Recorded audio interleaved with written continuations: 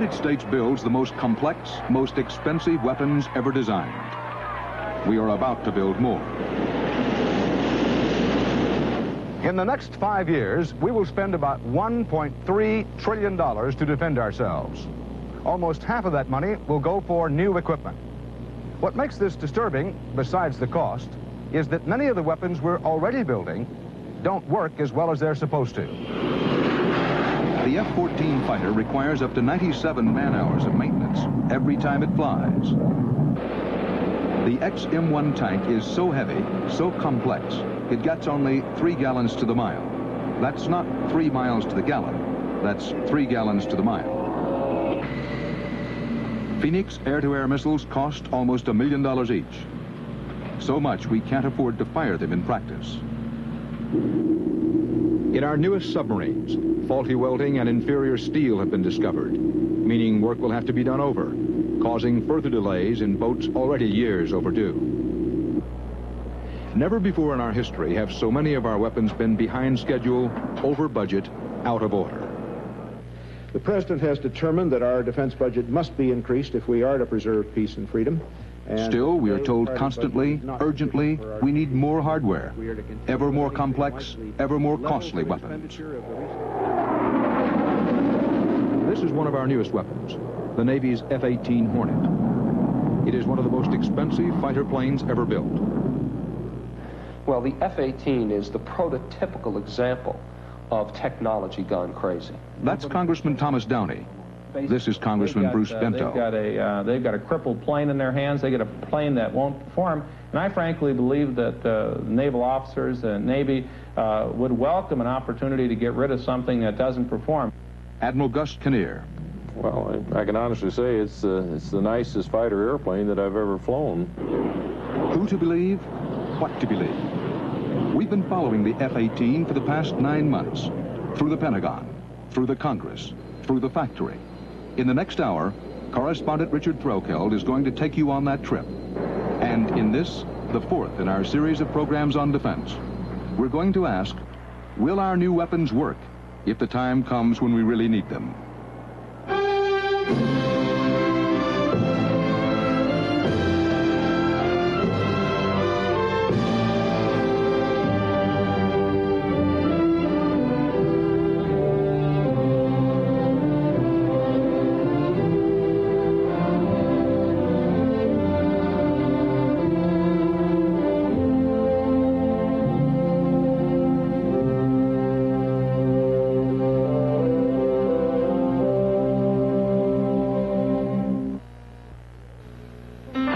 There's always one house on the block where all the kids play. Because there's a mom their kids depend on to make days fun. That's a mom who depends on Kool-Aid. I depend on Kool-Aid pre-sweetened, especially with this thirsty crew. It costs a lot less than soda, and soda doesn't have vitamin C, or those special fruity flavors kids really love. Yeah! Moms depend on Kool-Aid like kids depend on moms. Kool-Aid brand pre-sweetened soft drink mix. Hey, honey, what's that? New Maxwell House Master Blend coffee? The new ground coffee that can save us money. But how does it taste? That means it tastes like Maxwell House. New Master Blend, 100% pure ground coffee. Not concentrated, not flaked, because we make it a special way. It's the great tasting coffee that can save you money. Great coffee. New Maxwell House Master Blend, great tasting coffee that can save you money.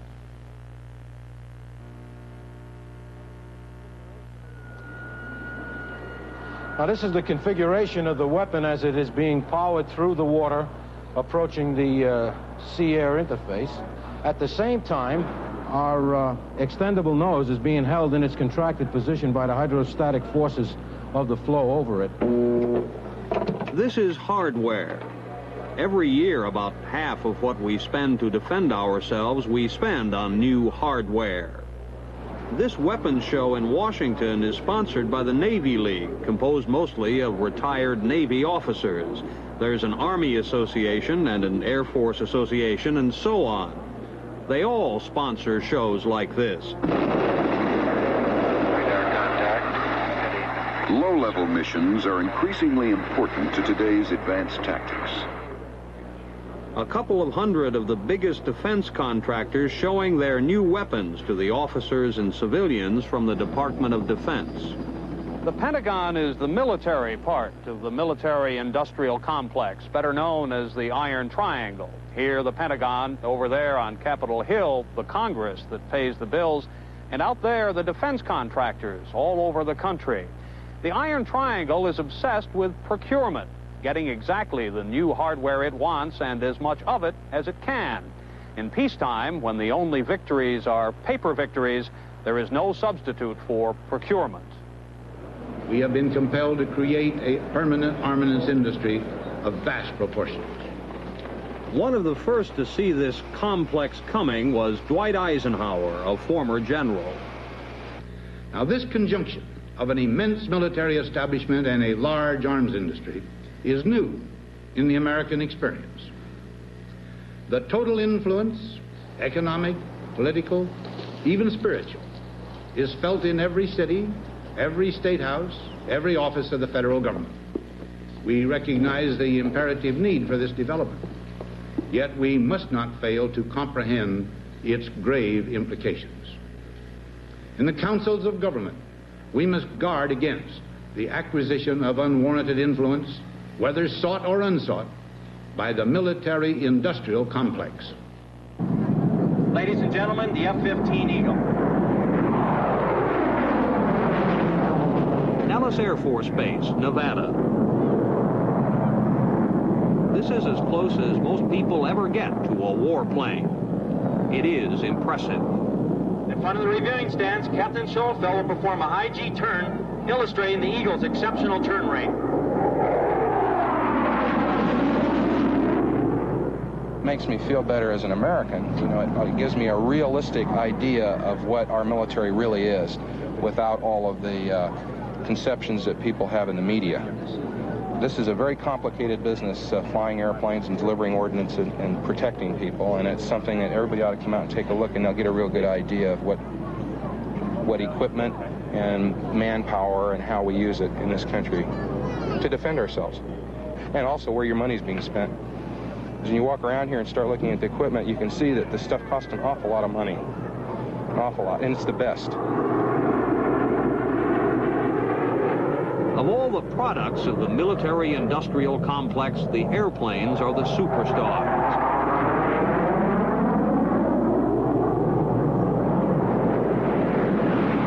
This year's model, the newest, fanciest airplane of them all, is waiting in the wings. The Navy's F-18 Hornet, under construction at McDonnell Douglas in St. Louis. The F-18 is becoming one of the most expensive fighter planes ever built. It wasn't supposed to be that way.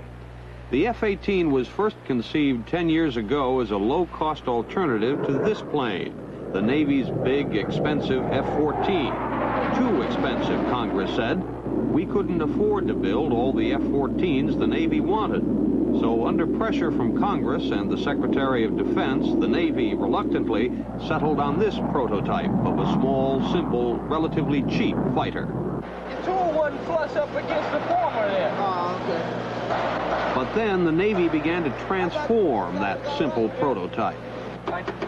Take this 40 out on the end.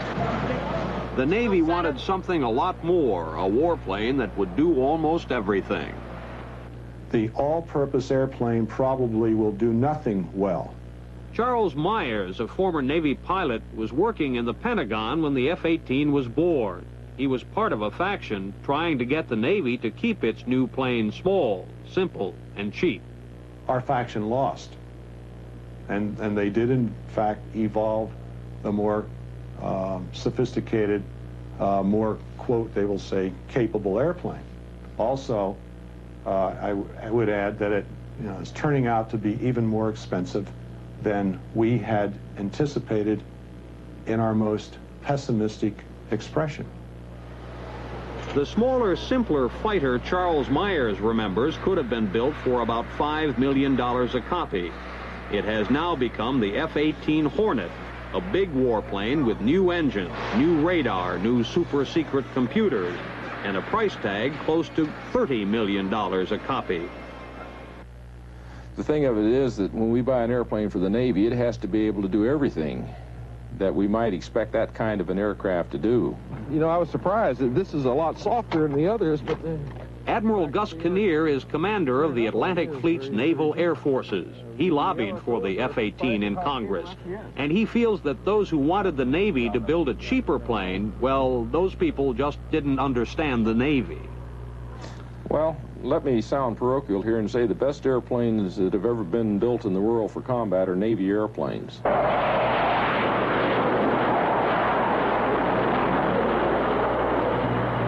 We design very, very good airplanes, and while it may seem that the original cost is high, we get an awful lot of life out of our well-designed airplanes. And I think that's to the benefit of not only the Navy, but the entire country and the free world, that we have the ability to come up with these kinds of airplanes. But why does the Navy want an F-18 kind of airplane? Well, the Navy parks its planes on aircraft carriers, portable airfields. It took some convincing early on to prove you could land a plane on a ship. But those early naval aviators kept at it. They were convinced that someday the Navy was going to need its own Air Force. And they were right. In World War II, it was the carriers that won the victory at sea in the Pacific.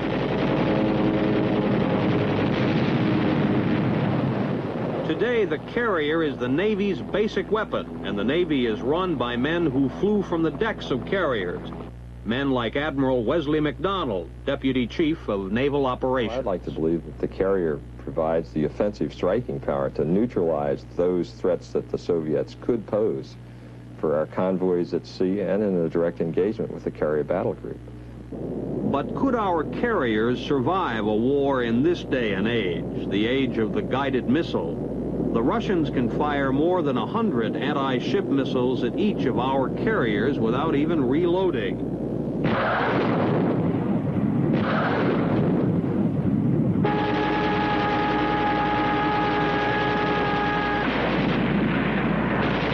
As far back as the battle for the Philippines in 1944, our carriers proved vulnerable to the kamikazes, the Japanese suicide planes. The kamikazes could damage a flight deck and so put a carrier out of action in short order. Today's anti-ship missiles are much faster and much more accurate than those old kamikazes. The carrier is probably the least vulnerable of most of our surface ships today because of its complexity of construction and its ability to move rather rapidly. And if you're talking to conventional weaponry and the ability to sustain damage from conventional weaponry, the carrier is probably one of our most least vulnerable surface ships. This is one of our new nuclear-powered carriers. They cost $3.5 billion apiece. That's without the planes and the escort ships. That's another $6 billion apiece. We have 13 carriers now. The Navy wants 3 more of them. What if we started building them smaller, simpler, cheaper? We could do that if we used those vertical takeoff and landing warplanes, like the ones the British have, the Harrier. But we can't do that as long as the Navy is buying F-18s. The F-18s require big carriers, and the Navy knows that, and the Navy wants big carriers. And that's one big reason the Navy wanted the F-18. Even though there are voices in Congress saying now, as they were saying 10 years ago, we can't afford it.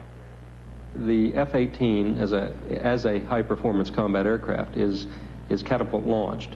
That means it needs a long deck, and that means a large carrier, and that means all the other problems that go with that. Our naval assets are concentrated in carrier task groups or task forces. Not only the carriers themselves with their very expensive airplanes on board, but also the escort ships, which are more and more designed to protect the carrier and the airplanes. And the airplanes themselves have become, in effect, defensive weapons to protect the carrier and the other ships. And so you have more and more consolidation of assets to protect a carrier which was originally designed to project force and project military power. We need more ships and we need more aircraft. I think we need more aircraft carriers. The carrier is a precision instrument of diplomacy. You can show a credible force in a short period of time without violating anyone's airspace or territorial waters. You're standing on the most beautiful thing in the world, an aircraft carrier. It does get you all ways, particularly when you hear an F-14 go into burner and see it at night. It's better than the 4th of July.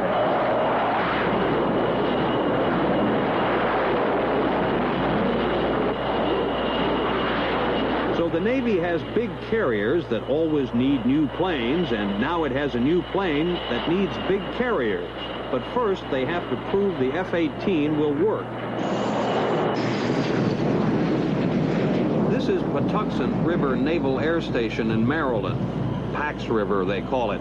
The Navy's test track. The 24 F-18s that have been built so far are being tested here.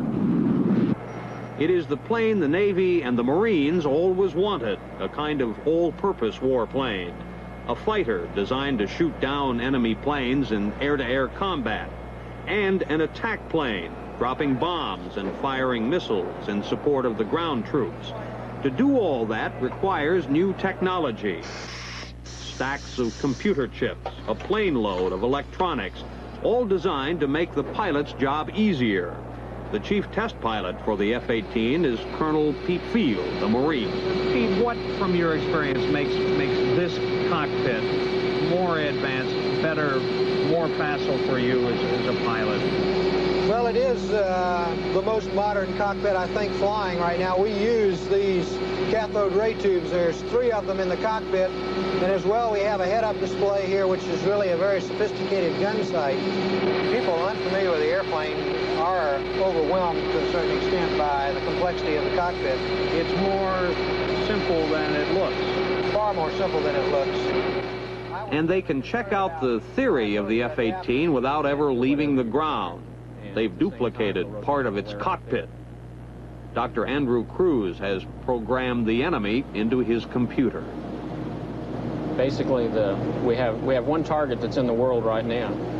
You push the lock-on button. You just locked onto the target. The radar tells you where the target is, what direction he's flying, and basically, in order to do an intercept, you take this dot and move it to the center of those circles. It'll, if you follow that steering information, it will compute a path that flies you right to the target. Air to ground mode. We're in the air up here, and on that screen I can see the ground down there. What's our target? Small representative town down there. The diamond designates where the airplane thinks you want to drop the bomb. Somewhere in the town. In the town. The system's computing the release point. In effect, drops the bomb on its own. Drops the bomb automatically.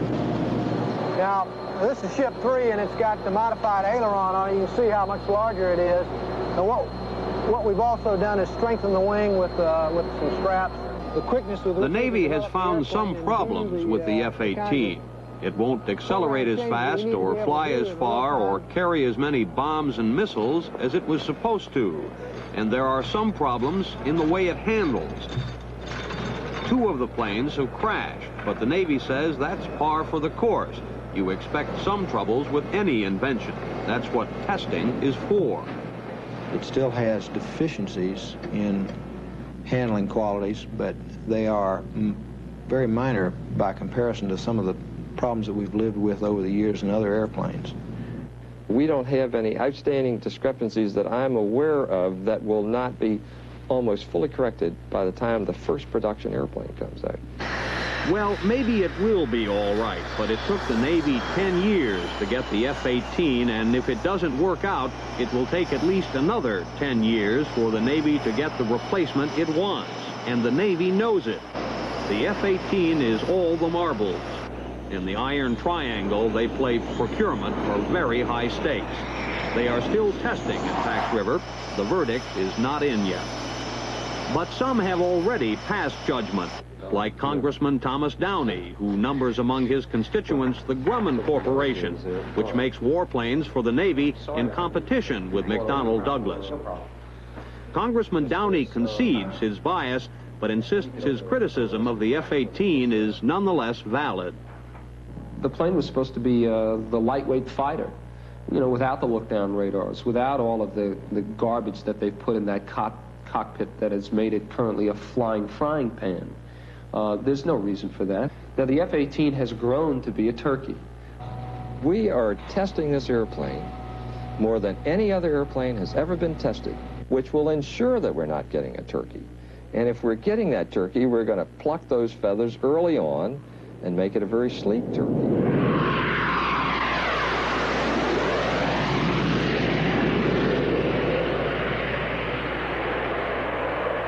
CBS Reports will continue. Hey, this isn't Raisin Bran. That's right. It's crispy wheats and raisins with lots of big, plump raisins. They're so big you can see the difference.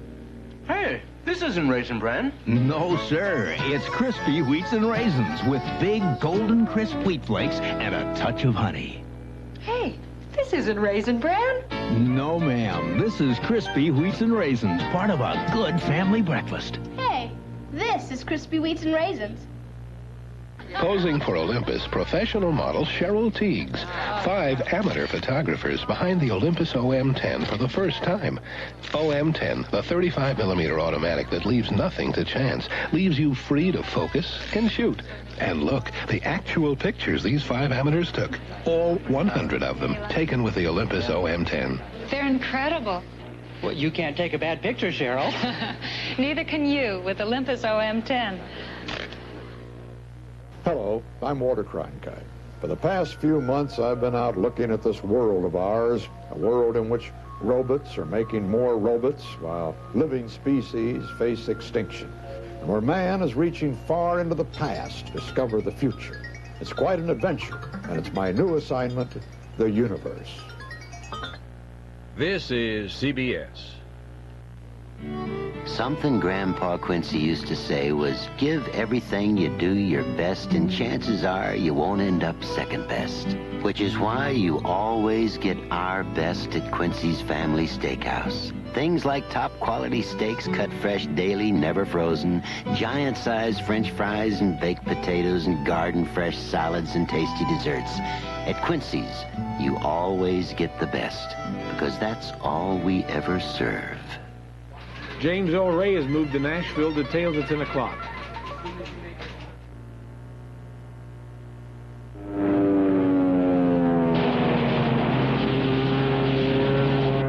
Warplanes have been shooting each other down ever since they invented warplanes. Dogfighting. You got the poor devil in your sights, then blasted away with your gun.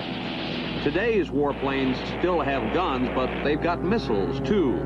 Missiles are supposed to make the dogfight obsolete, to keep this from ever happening again, at least to our side. The F-18 carries 2 kinds of air-to-air missiles. For up close, it has the Sidewinder, a heat-seeking missile. For long range, it has the Sparrow. The pilot guides the Sparrow to his target by using the plane's radar. He can be so far away from the enemy he can't see him and still shoot him down. The radar can see. It's very sophisticated radar, and it's all very expensive because you have to make the nose of the plane bigger so the radar antenna, that disc there, will fit, which makes the plane bigger. The F-18 isn't the only warplane that can shoot Sparrows. So can the Navy's F-14 and the F-15, which belongs to the Air Force. They're big and expensive, too, for the same reason. As with so many modern weapons, they seem to work fine on the firing range, but there's no way of really knowing if they'll work in combat. So 6 years ago, the Navy and the Air Force decided to try the next best thing. They organized a simulated combat test to try out the missiles, as well as the big, expensive, high-technology F-14s and F-15s equipped to fire them. They cleared out the desert skies above Nellis Air Force Base in Nevada and had at it. The tests were called AIM-VAL and ACE-VAL, 2 of those improbable military acronyms. For 2 years, some of the best combat pilots in this country flew against each other. One side flew F-14s and F-15s. The other side flew Northrop F-5s. Our own military considers the F-5 too small and crude, so we don't use it ourselves. We only sell it to our friends and allies. But the F-5 was used in these tests because it is very similar to the Russian MiG-21. The planes were pitted against each other every which way, 1-on-1, 3-on-2, 4-on-4, and so forth. On the ground, they kept an accurate count of who killed who. In all, it was the most realistic mock dogfight in American history. Before the tests, everybody thought the big planes with their long-range missiles would demonstrate the triumph of high technology. But it didn't turn out that way. We were quite shocked when we put these high technology missiles, these brand new modern infrared missiles on there, and found they had no effect on the outcome. We couldn't believe it. Bob Fay was the Air Force officer in charge of the day-to-day testing for ACE-Val, AIM-Val. He's now retired from the service and is an aerospace consultant. When you're up in the sky searching for something on that gray mass or blue mass, it's really kind of gray, or against brown terrain, your eyes tend to, because you're concerned about getting shot at, your eyes tend to gravitate to the first object you can see. And you can see large airplanes quicker than you can see smaller airplanes. Well, that's not too bad if you're a small airplane driver, because the large airplanes is the enemy. But if you're a large airplane driver and all you're seeing is large airplanes, who are your wingmen or your colleagues, then you're in trouble. It would be the Cadillacs versus the Volkswagens, if you can put it in automobile terms, for the F-14. Jim McKinney's now a test pilot with General Dynamics. Then he was one of the red team pilots, the enemy, flying an F-5. No radar-guided missile, just him and his Volkswagen against their Cadillacs.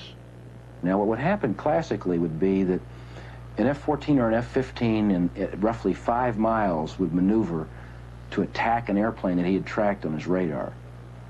And about that time, the first F-14 or F-15 to turn or flash a wing, normally, if, say, there were 4 F-5s in this particular engagement, 3 of the 4 would see that one aircraft visually because he was so large.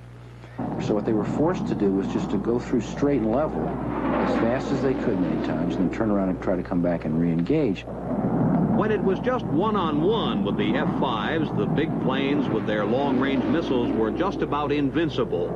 But if it got any more complicated than that, those smart missiles weren't very much help. With a whole lot of little F-5s flying around, the pilot in the big plane might get one of them, but he usually wound up getting shot down by another. Numbers triumphed over technology. You got a bogey, 6 o'clock for 6,000 feet. Keep the turn in, we're coming around hard on him. He's at 9 o'clock now, go to that little peak.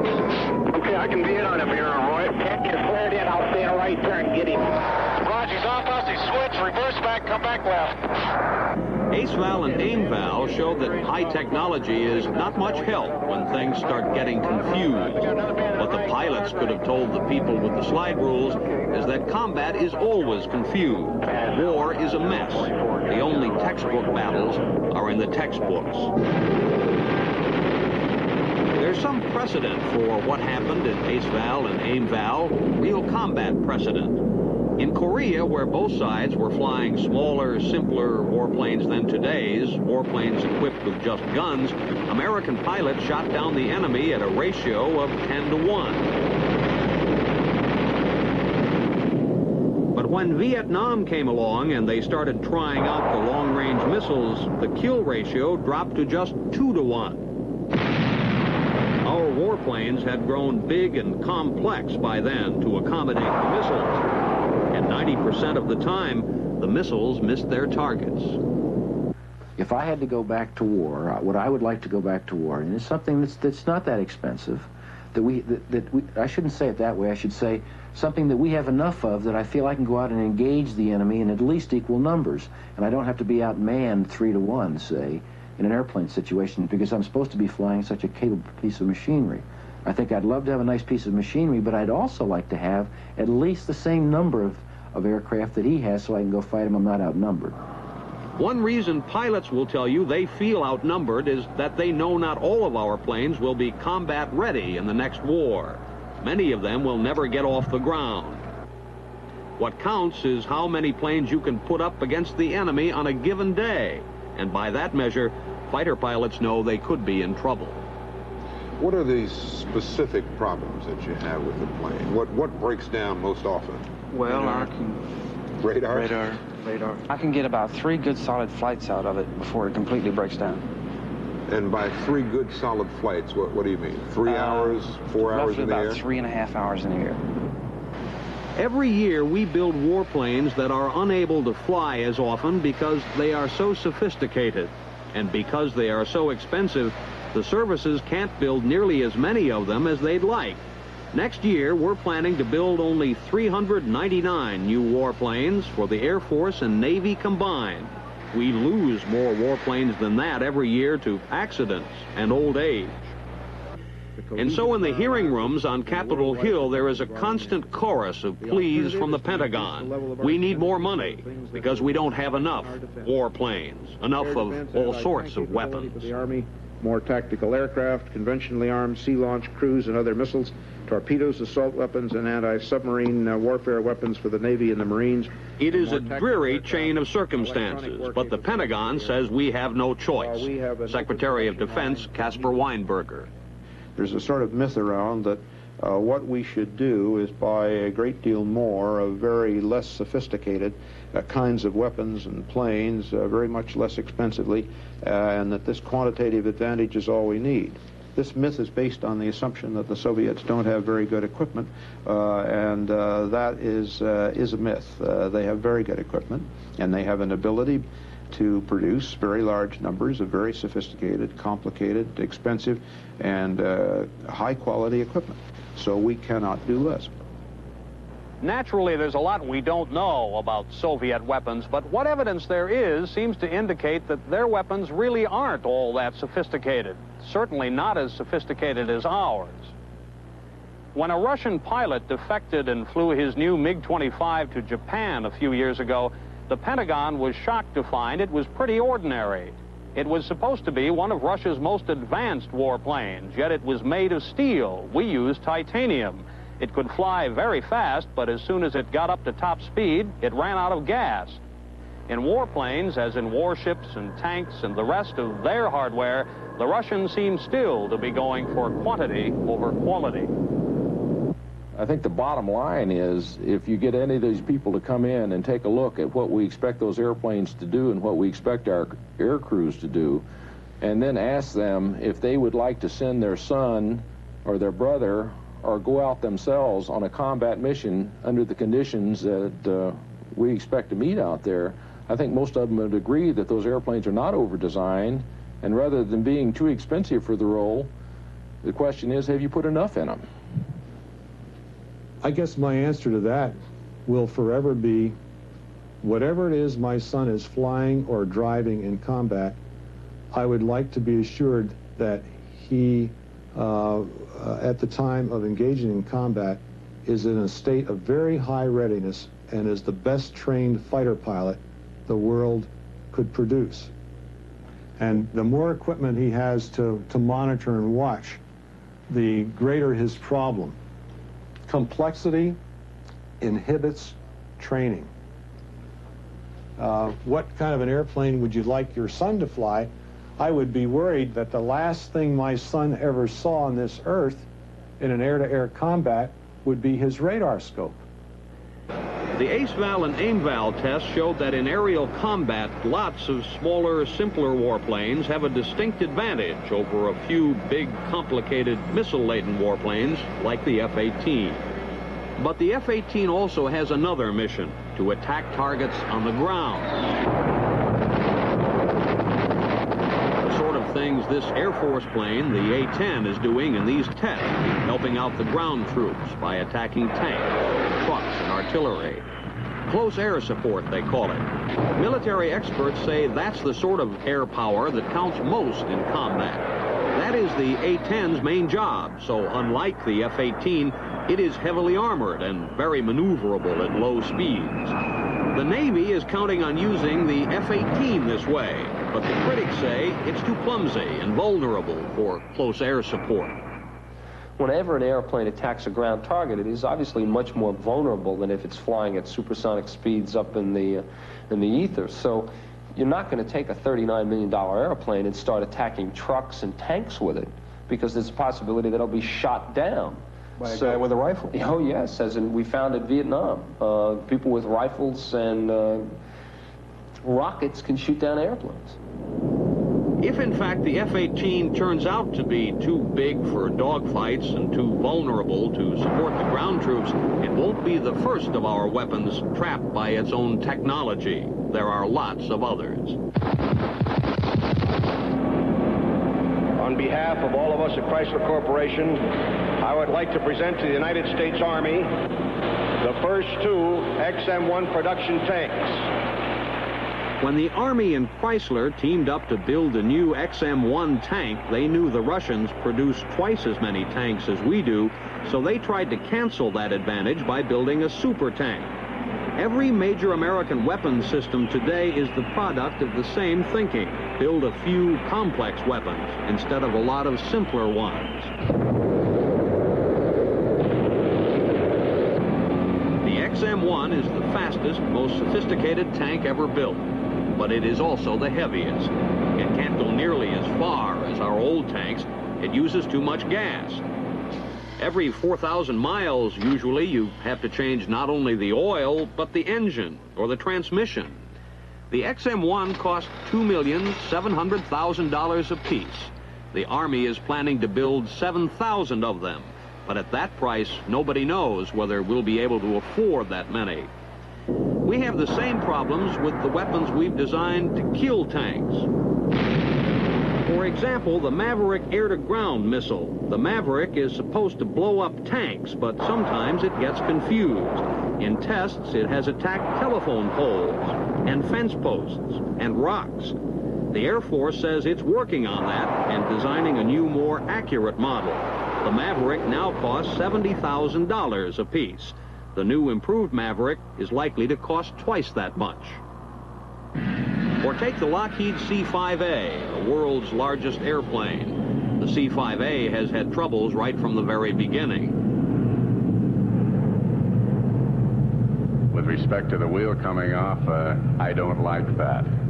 But I think that a glance at history will show you that wheels have come off nearly everything that wheels have been put on. But you can be sure it isn't going to need a new wing. We know that a new wing is not necessary. We know a report will not come out that a new wing is necessary. The new wings the C-5A needs are being built now. The new wings will cost $1.6 billion extra. It will take 6 years.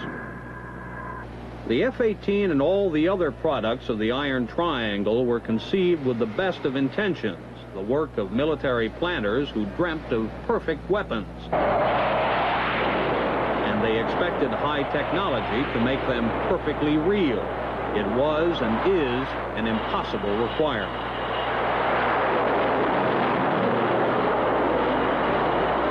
That airplane is absolutely essential, sort of a keystone in our whole naval aviation structure as we've projected it for the future. We'll make it work.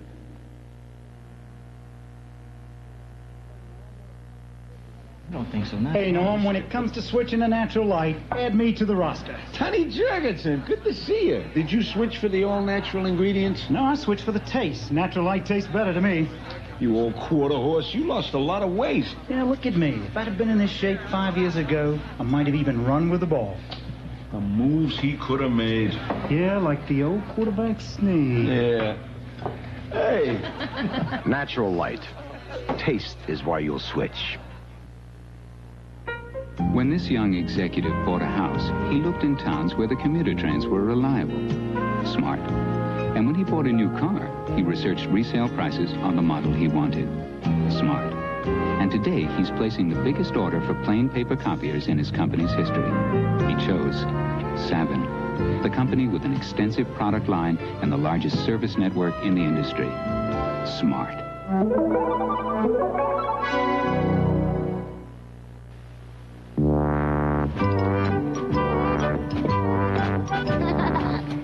Gotcha. twin-action Norelco Rototract rechargeable razor. Inside 3 floating heads. Twin-action grips and raises hair up, then razors hair off, closer than ever, without mixing cuts or soap and water. The twin-action Norelco Rototract rechargeable, because for close shaves, there's no action like twin-action. The new world car, Ford Escort. It reflects advanced engineering. This revolutionary piston focuses the fuel charge, contributing to better gas mileage ratings than VW Rabbit, Honda Accord, Corolla hatchback. Front-wheel drive, smooth, 4-wheel independent suspension. Escort's the only American compact with both. Escort is the best-selling car line in America. Ford Escort, built in America to take on the world, and doing it.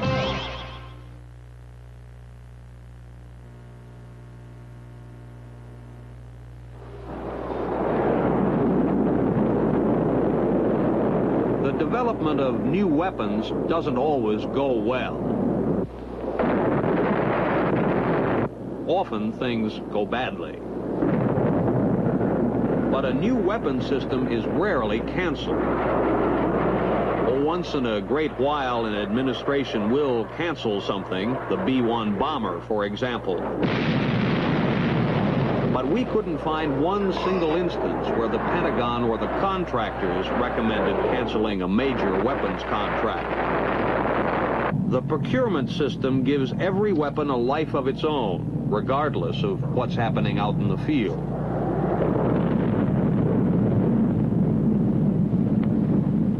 So many development problems are behind us right now. Weapons mean contracts, jobs, careers. Nobody is going to fire himself. And it's not only the people in uniform whose futures are tied to the F-18. This is Minden, Nebraska, population 3,000, out in the middle of southern Nebraska's pig and cattle and corn country.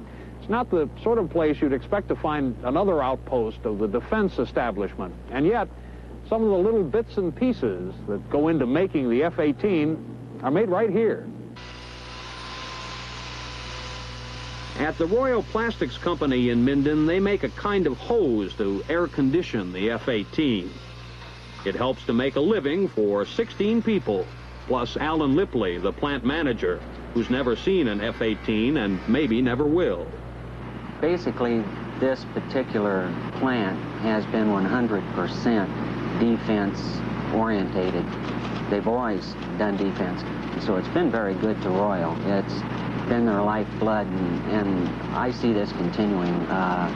We would like to build on top of our defense contracts and not away from them. While the Royal Plastics Company was making a small piece, the General Electric Company was making a big piece of the F-18, the engines.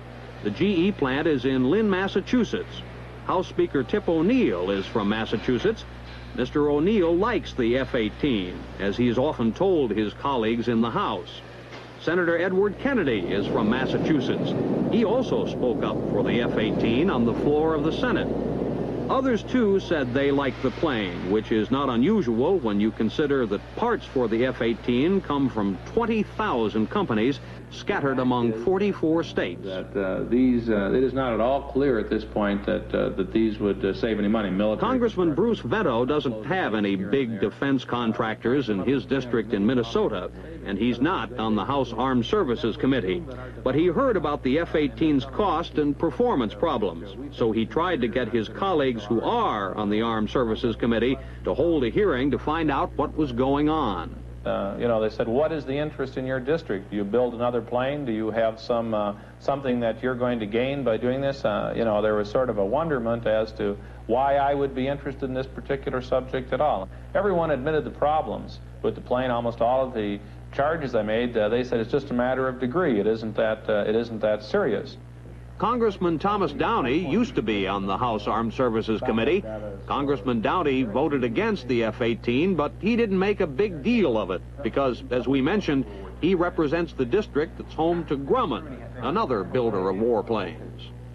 I didn't play as active a role in the committee as I wanted to on it because the people from Grumman said, hey, look, don't make any waves here because if you start going after this, they'll come after our airplane.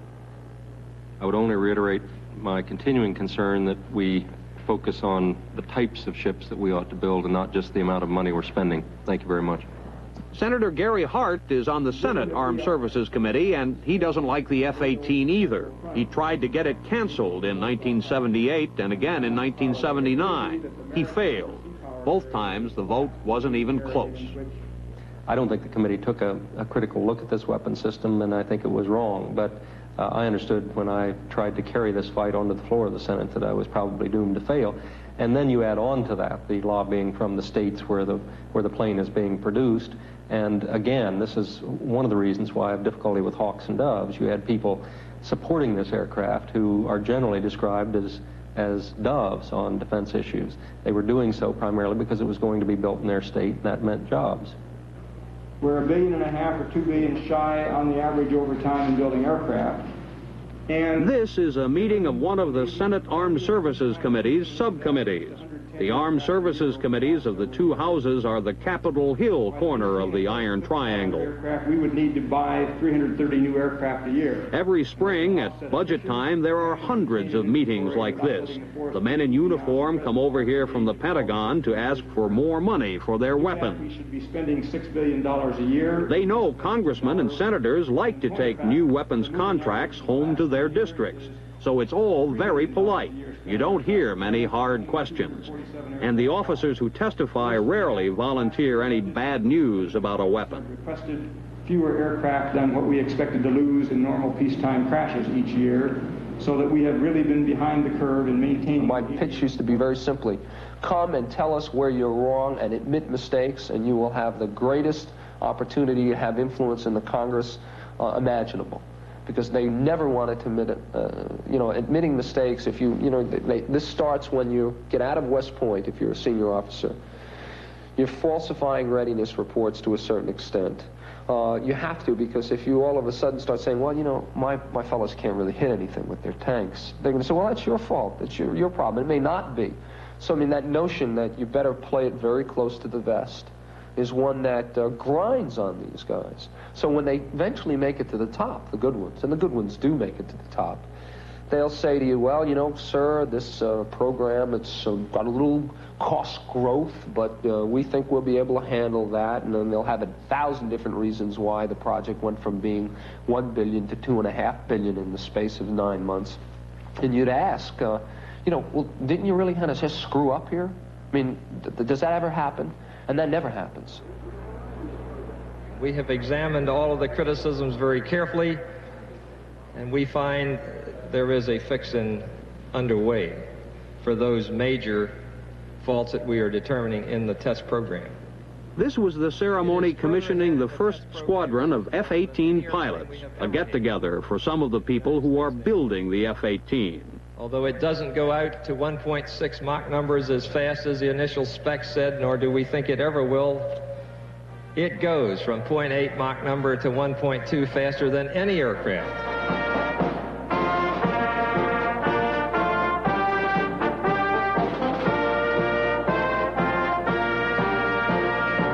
They're well acquainted with each other, the buyers and sellers of weapons, all members of the hardware fraternity. The Iron Triangle is not only a closed world, it's incestuous to a degree. Every year, hundreds of the officers and specialists from the Pentagon quit to go to work for the defense contractors.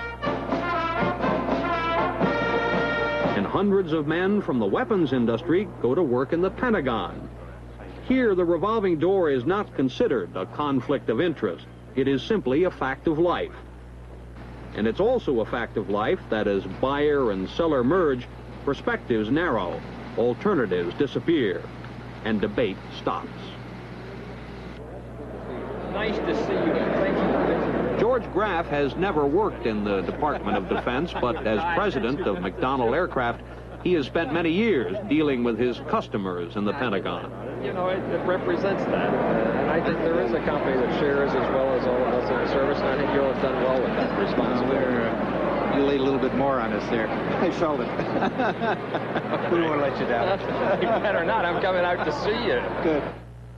The defense industry is unfortunately held up as a scapegoat, I think, for what for great cost overruns. But when you consider the complexity of the projects we build, the fact that they're all on the forefront of new technologies in every field, structures, electronics, aerodynamics, propulsion, and we're taking steps into areas which people have not been before, that to be able to build projects that come in within 10–15% of what the estimated cost was 10 years ago, I think is a tremendous performance.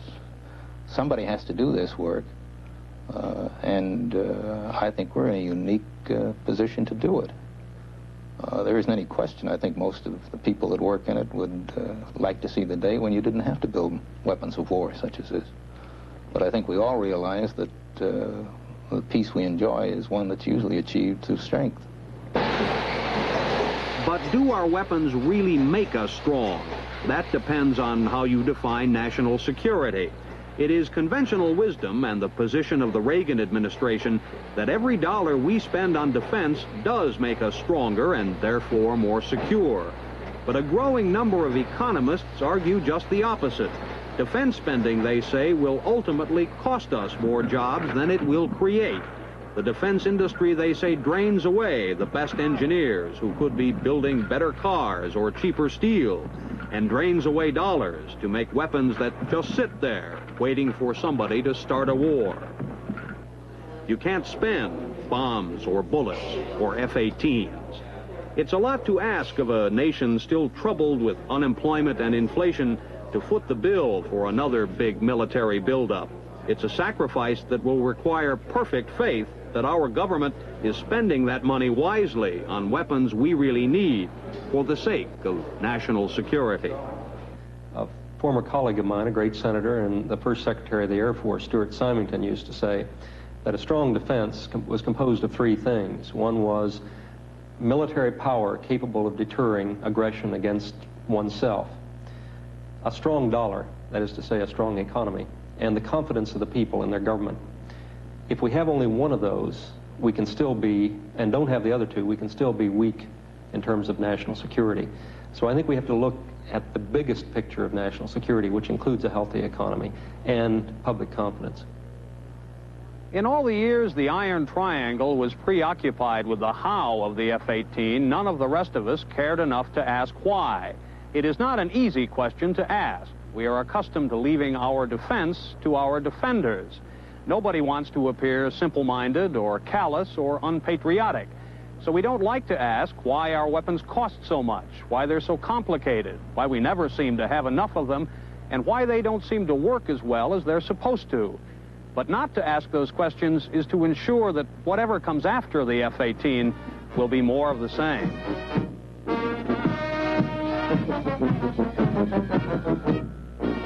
This airplane, of course, it's not a spaceship, but the avionics and the electronics and the weapons system are designed pretty much the way the airplanes in Star Wars were laid out. You've got data display indicators, cathode ray tubes that display all your system information. The F-18 will go into full production later this year. Nobody knows whether the F-18 will really work the way we're depending upon it to work in war. Plans are to build almost 1,400 of them.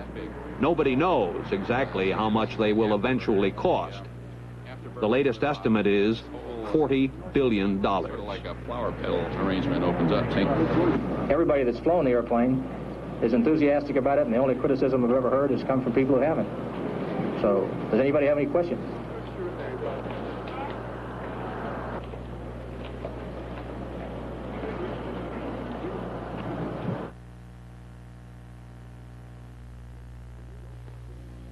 When you go for a fling on the flume, is he sitting far downstream? Get close, get closer. When you book a cozy little table for two, do you find something has come between you? Get close, get closer. Only Certs has flavor crystals and Retsin for great taste and fresh breath that lasts over an hour. When you want a smooch, does she call the pooch?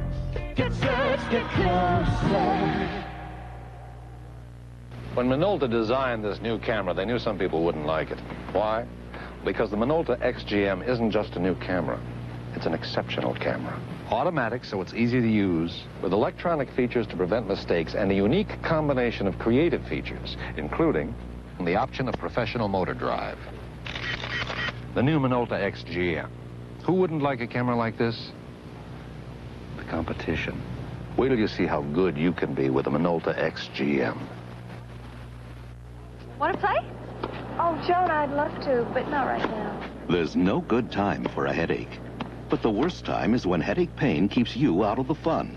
So this, too, is the season for Bayer Aspirin, 100% pure pain reliever. Bayer has relieved millions of headaches without stomach upset.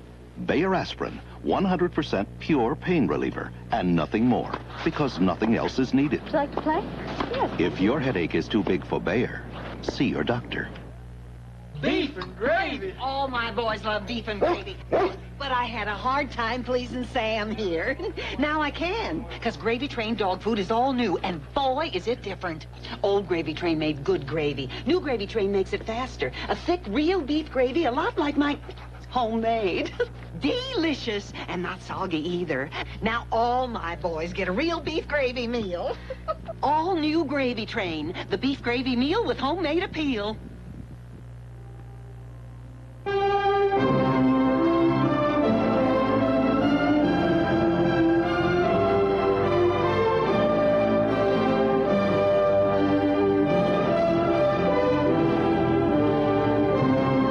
In the final installment.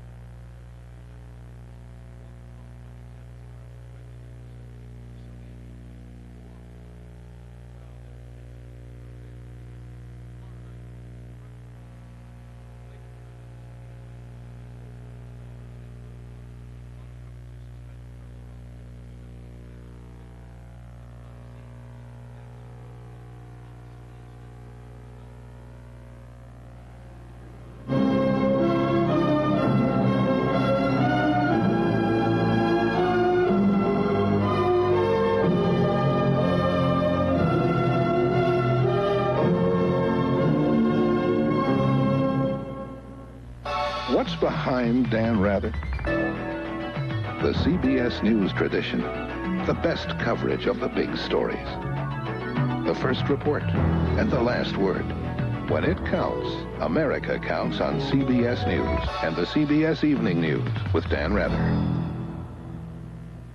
Live from Mobile, Alabama, it's America's Junior Miss with host Lauren Green. Each girl sharing in the dream to become this year's America's Junior Miss.